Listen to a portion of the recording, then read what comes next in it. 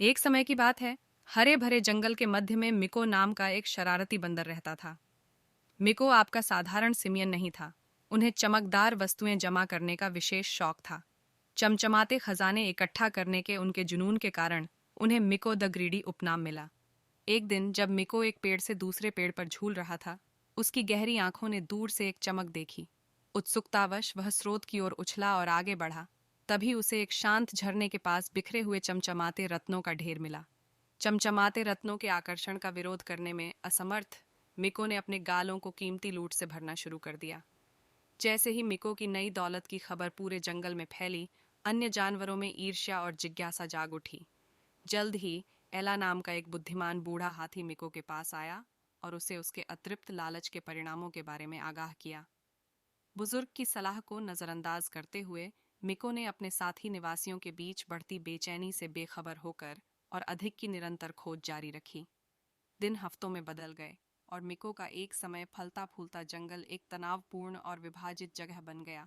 माहौल आक्रोश से भरा हुआ था, क्योंकि अन्य जानवर अपने शरारती साथी को उससे अधिक खजाना इकट्ठा करते हुए देख रहे थे, जितना वह कभी इस्तेमाल कर सकता था। जंगल, जो एक समय सामंजस्यपूर्ण आश्रय था, अब असंतोष की बेसुरी आवाजों से गूंज रहा है। एक मनहूस रात जंगल में जबरदस्त तूफान आया। हवाएं गरजने लगीं और मूसलाधार बारिश होने लगी, जिससे भयभीत जानवरों में अफरा तफरी मच गई। जैसे ही मिको बुरी तरह से अपने गलत तरीके से कमाए गए खजाने से चिपका रहा, उसी पेड़ पर बिजली गिरी जहां उसने अपना लूटा हुआ सामान छिपाकर रखा था, जिससे उसमें आग लग गई। एहसास के एक क्षण में मिको को अपने कार्यों की गंभीरता का एहसास हुआ। जैसे ही आग भड़की, उन गहनों को भस्म कर दिया जो कभी उसके अस्तित्व को परिभाषित करते थे। मिको को नुकसान की गहरी भावना महसूस हुई। मिको के अनियंत्रित लालच के कारण हुए विनाश को देख रहा जंगल आग की लपटों को बुझाने और जो खो गया था उसे फिर से बनाने के प्रयास में एकजुट हुआ। उस दिन के बाद से मिको द ग्रीडी में परिवर्तन आया। वह मुक्ति का प्रतीक बन गया और अनियंत्रित इच्छाओं के खतरों के बारे में जंगल के सभी निवासियों के लिए एक सबक बन गया।